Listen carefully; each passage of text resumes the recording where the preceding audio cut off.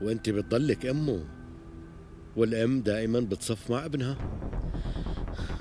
ما بقدر انكر الظلم اللي صار، بس اكيد بقدر افهم الظروف كلها يلي مريتوا فيها انتو كلكم، وبالاخص المشاكل يلي مرت فيها مهك.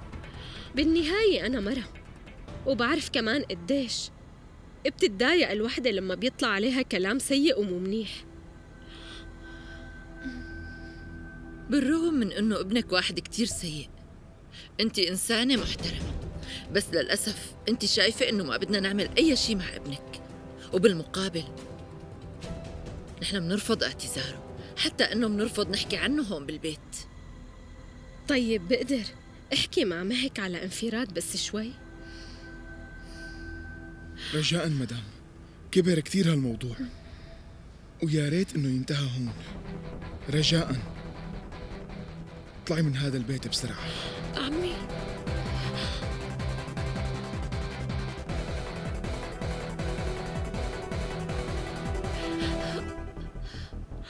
استني،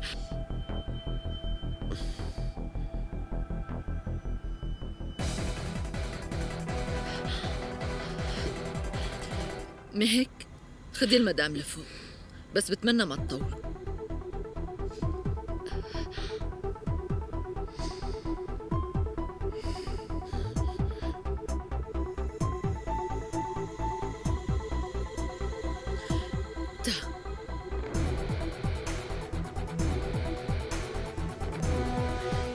استنى،